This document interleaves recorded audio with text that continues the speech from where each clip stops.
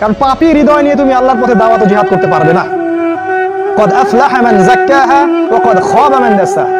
যে পবিত্র হয়েছে সে সফল, আর সে ধ্বংস হলো যার ভিতরটা কলুষিত হয়ে গেছে। তোমার ভিতরটা কলুষিত হয়ে গেছে, তোমার ভিতরে কোনো রকম চেতনাই নাই আল্লাহর পথে দাওয়াতের এবং জিহাদের, এটা ধ্বংস করে ফেলা হয়েছে।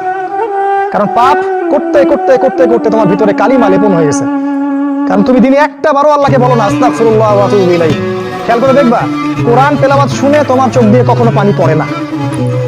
কখনো কি খেয়াল করেছো যে কোরআন তেলাওয়াত তোমার সামনে দিন রাত করা হচ্ছে, তোমার চোখ দিয়ে এক ফোঁটা পানি বের হচ্ছে না? কেন বের হচ্ছে না?